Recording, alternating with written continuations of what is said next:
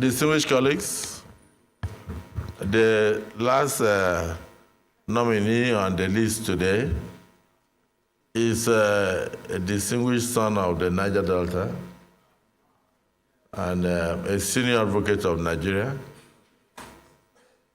an advocate for justice, and a man who believes in excellence. My dear brother, SN Festus Keyamo, your CV is already with us, and most of us know you. So if there are things you would like to add that are not here, you use the next few minutes to say so. Otherwise, just summarize your life in 1 or 2 minutes so that you can answer questions from the distinguished senators. You are welcome.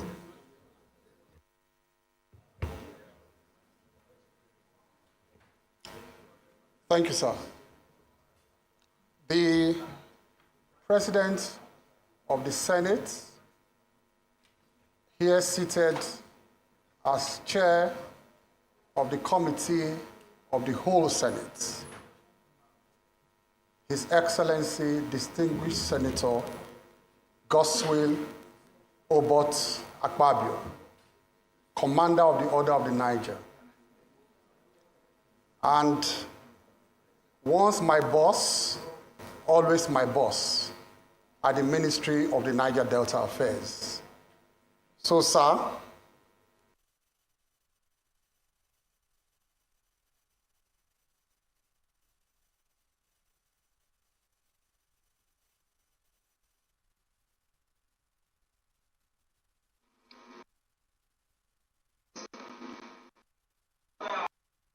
principal officers is most Senate,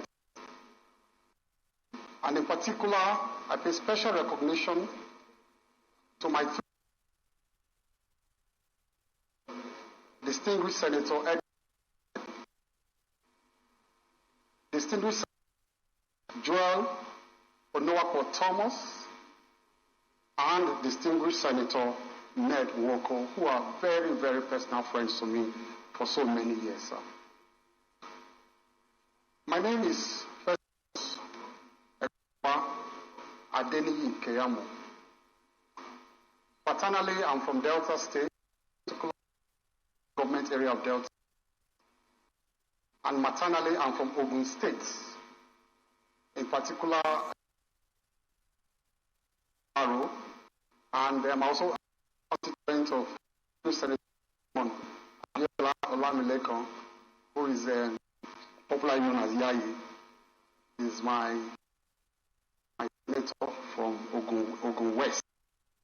He knows that from there, my mom, where they call Ojo Rono, in Laro. Very relation. I also see so many senators here who are my mentors, my political leaders.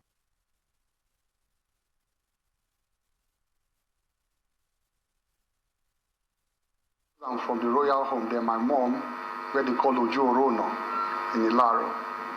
And we enjoy a very, very convivial relationship. I also see so many senators here who are my mentors, my political leaders, who have personal friends over the years, comrades too. I see 3, 4, 5 comrades here who we have enjoyed very excellent relations over the years. I greet all of you, sir. My appearance here today, sir, can only be by the grace of God, sir, and by the special benevolence, and I repeat, special benevolence of our President, President Bola Ahmed Tinubu. And I want to say a special thank you to him for giving me this rare opportunity to serve. In fact, why I say I give all the glory and adoration to God is that on Friday when my name was announced on this floor, I was already packed, my bags and baggages were already packed with that of my family. We're going on a short vacation. I had given up any hope to be here when all of a sudden they said my name had been announced from Lagos. So I started rushing back and we had to cancel all our trips to go on vacation. So I give God all the glory and all the adoration, sir.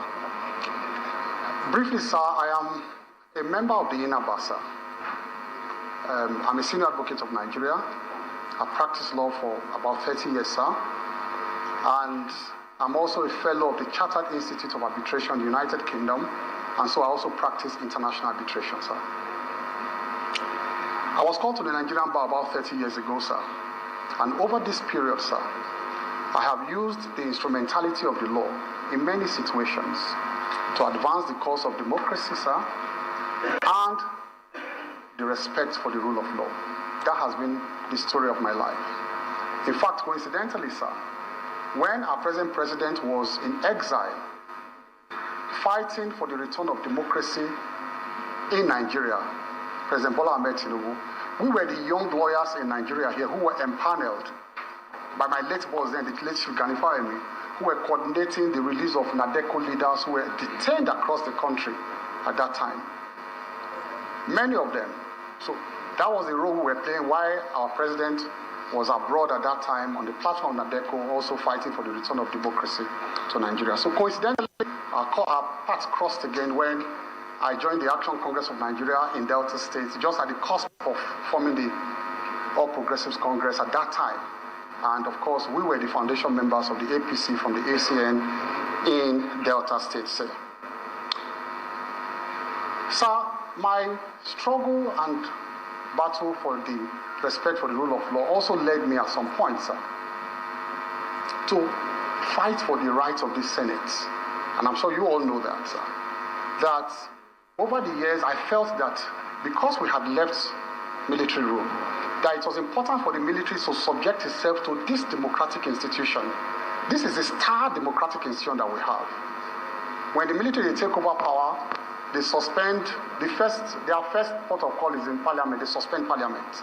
So because this is the bastion of democracy. So I felt that if I looked at all the provisions of the law, and I felt the military had to bow to this Senate, had to subject itself to the authority of the Senate. And so on my own, I wrote then to the Senate President, Senator David Mark, I wrote to the then Attorney General Andwaka, I wrote to all of them that, look, this procedure is not right. The military must come here for confirmation before they assume, their duties, the service chiefs. So I went to court on my own volition, and I won the case for this Senate, for the National Assembly, to have a voice in the confirmation of service chiefs. And that's the powers you are enjoying today. And that is the case of Keyamo against the President of the Federal Republic of Nigeria, which I won, and that was how I fought for the powers of this Senate. I've also served as a private prosecutor for the Economic and Financial Crimes Commission for so many years, before I was appointed a minister in 2019. And in that role, I served the country in prosecuting, economic and financial crimes, politically exposed persons. And also, as a private lawyer, I represented clients across the country, both the rich and the poor. I represented so many of them. In the course of that, I won so many of the cases. I lost so many of the cases, like all lawyers do. And of course, many of them are still pending in courts. This passion for the promotion of rule of law and human rights led me to receive the global award called the Global Human Rights Award by the United States Global Leadership Council in Washington in 2017. I was conferred with this global award. And in 2019, sir, I appeared before this same revered Senate. I appeared here as a ministerial nominee, and magnanimously, sir,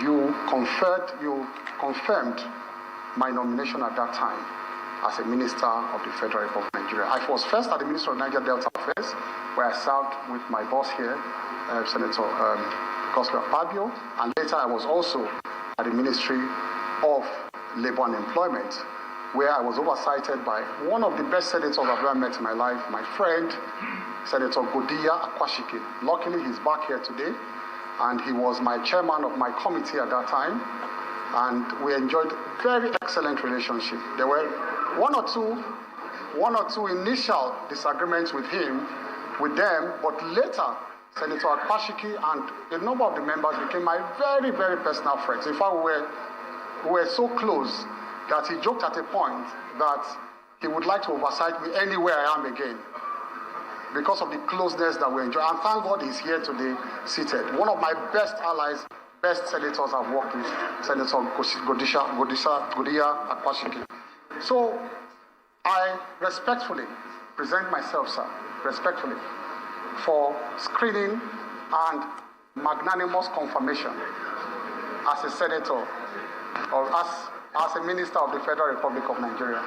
Thank you, sir.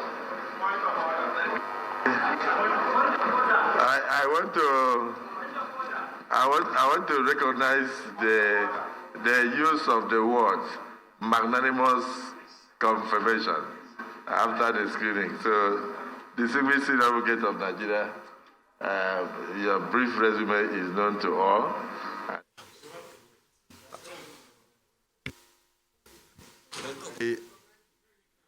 No.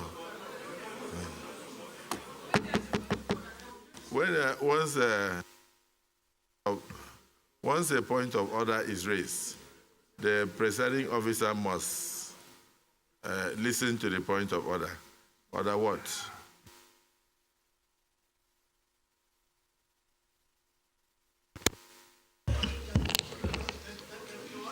My order is anchored on Section 88 of the Constitution, 1999, as amended. Can I take the leave of the Mr. President to retell, sir? Thank you, Mr. President of the Senate. My name is Darlington Nwokocha. I speak for the entire Nigeria, Petabia Central in particular.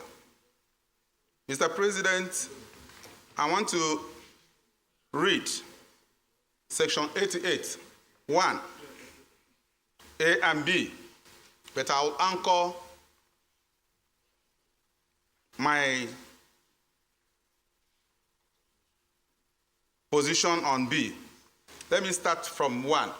Subject to the provision of this Constitution, each House of the National Assembly shall have power by resolution published in its journal or in the official gazette of the government of the Federation to direct or cause to be directed investigation into any matter or thing with respect to which it has power to make laws. B, the conduct of the affairs of any person, authority, ministry, or government department charged or intended to be charged with the duty of or responsibility for executing or administering laws enacted by National Assembly and disbursing or administering monies appropriated to be appropriated by the National Assembly.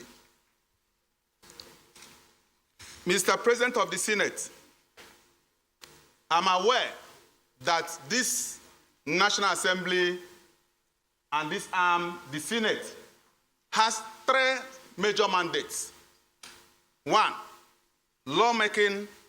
Secondly, oversight. And thirdly, representation. And I know quite well that what we are doing today is a continuation of what we did yesterday. And I'm happy to have the nominee here, present, and he has said wonderful things, and which of them he said that he used instrumentality of law, which he is part and parcel of, to advance the cause of justice. And I know quite well as well that this House, or this Senate, usually uses the instrumentality of legislature to advance the cause of fairness. Mr. President of the Senate, I want to bring to the notice, because I've been a 2-time House of Assembly member, 2-time House of Rep member, and today a senator. And I was in the 8th Assembly of the House of Representatives, and the 9th Assembly, and today I am here. And I know that our rule book does not in any way exclude the continuation of free-will drive of one section to the other. Having said that, Mr. Senate President, I want to bring to the notice of this House that sometime in 2020, that an issue came up. And that issue was the Public Works Program. We all welcomed it with open hands because this is something that will help our people.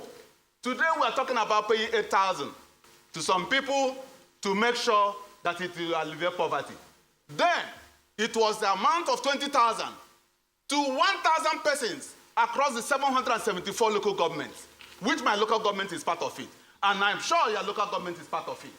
And today, 1,000 per each local government minimum, 20,000 naira, has a great multiplier effect that will make our people cushion so many effects that would have led our people into a very greater height.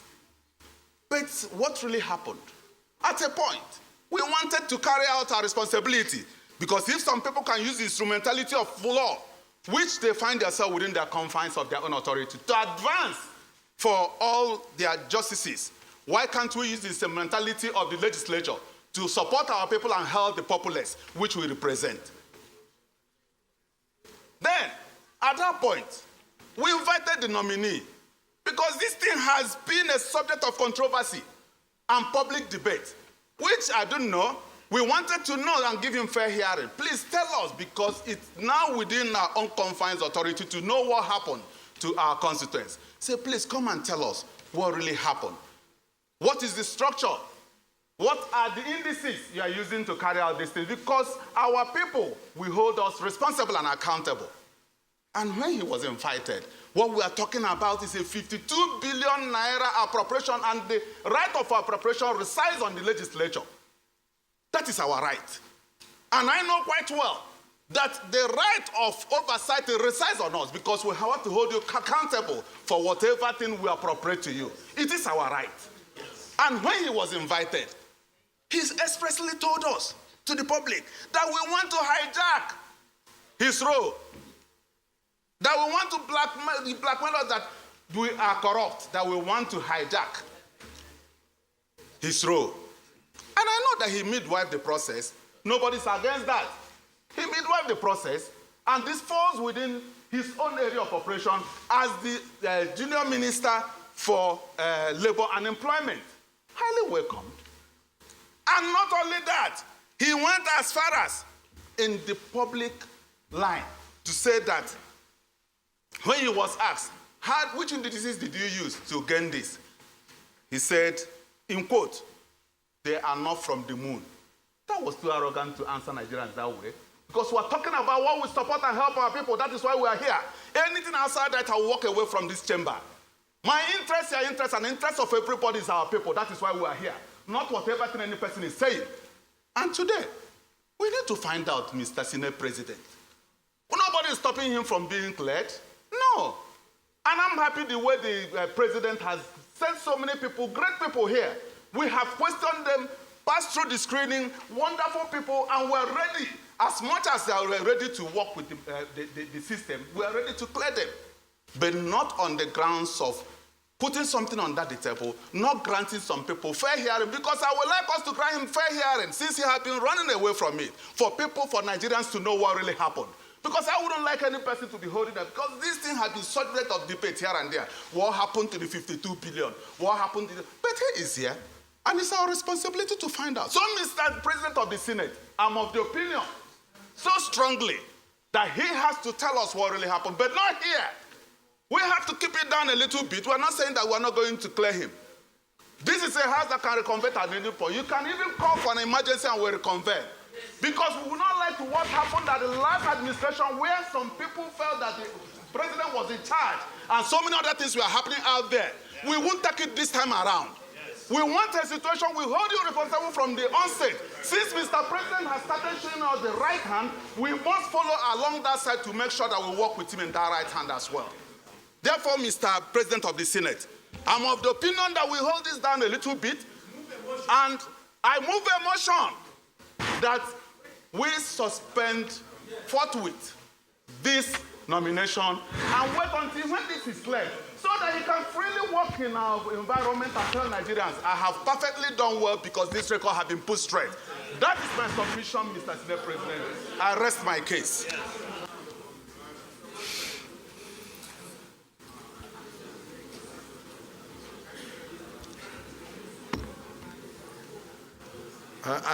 Distinguished colleagues,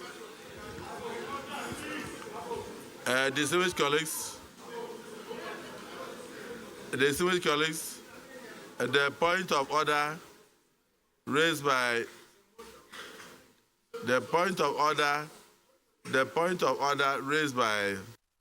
Senator Darlington Ugocha is noted. But on the motion, there is no seconder.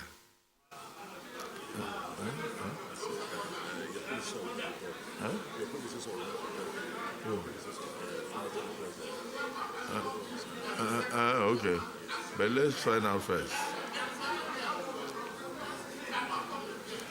Senator,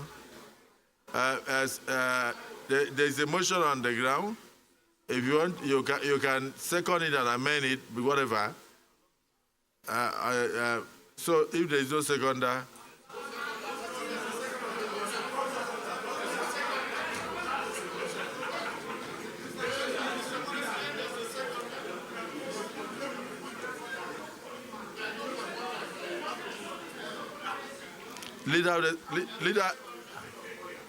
Leader of the Senate, the point of order had been noted. Now he also proceeded to move a motion, which has not been seconded. So,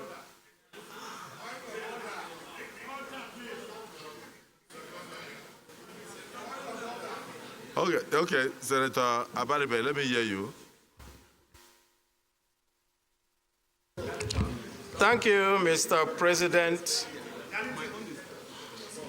I rise to second the motion, very ably moved by Senator Darlington Ugocha, that in view of Section 88B of the 1B of the Constitution, which mandates the National Assembly to go ahead and look into the conduct of affairs of any person, authority, or ministry. And where such a person refuses and deliberately stays away from letting the National Assembly do its work, and in view of the fact that this nominee rejected the summons of both the House of Representatives and the Senate, that I do support that this nominee should be stepped down pending when he decides that the National Assembly has that right to inquire into the workings of a minister and his ministry. I so second. Distinguished colleagues, the motion has been moved and seconded. Those who are in support of the motion that the screening of the nominee be stepped down until further inquiries, say aye. Aye. Those who are against, say nay.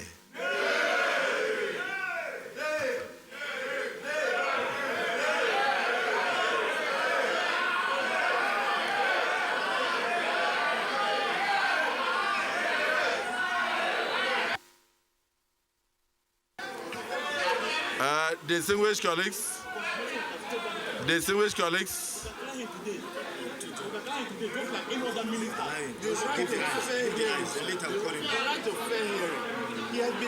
The distinguished colleagues, speak from there, please. Distinguished colleagues, I will put the question again. Give him the chance to talk. We're supposed to be fair. Give him the chance to talk. Distinguished colleagues, distinguished colleagues,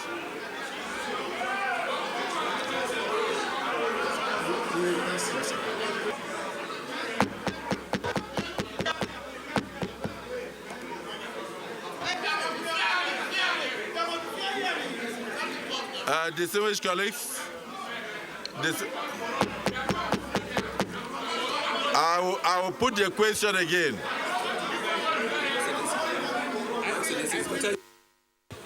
The President of the Senate is on his feet.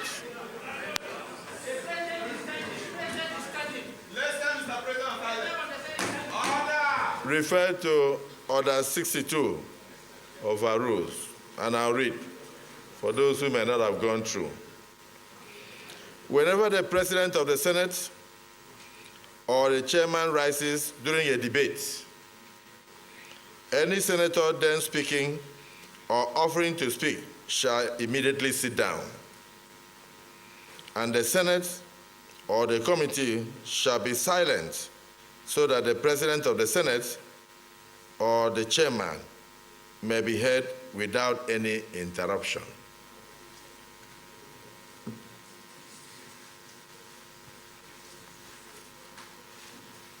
I am of the view that we are not the people that nominated the nominees that we have been screening. From the president, a lot of indices must have been taken into consideration. Under a rowdy situation, we cannot arrive at anything. But I've noticed that from the, even here, some of you are prepared to stretch the rule to even asking for division. But we will not go that route. Leader of the Senate, lead us right. Thank you, Mr. President. Mr. President, and very, very distinguished senators of the Federal Republic of Nigeria, may I at this time move that we dissolve into an executive session to be able to iron out some issues. But before that, I guess my first motion should have been based on Order 8 sub 3 of our rules to move for an extension of time for this Senate to be able to sit beyond 2 p.m. This should have happened some 13 minutes ago, but for what was going on. So, sir, please take it that my first motion right now is a motion for extension of time based on Order 8 sub 3 of our rules to enable us clear the other items on the order paper. Thank you, sir. Thank you, Mr. President. I rise to second the motion that will extend our sitting time to beyond 2 o'clock to enable us continue today's proceeding. I so second. And no, he will. And okay. Distinguished colleagues, the motion due late has been moved and seconded by the minority leader that this August Assembly do extend its sitting time beyond 2 p.m. Those who are in support of that motion say aye. Those who are against say nay. The ayes have it. Our sitting period is extended beyond 2 p.m. Minority leader. The Senate leader. Is this your confusion here? Thank you, Mr. President. Very distinguished colleagues. I move that we resolve into an executive session to enable us a closed session otherwise also known as executive session, to help us iron out some issues.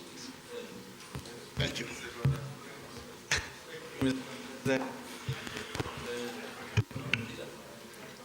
I rise to second the motion that we resolve into a closed session to discuss very important issue with regards to the screening. I so second, Mr. President.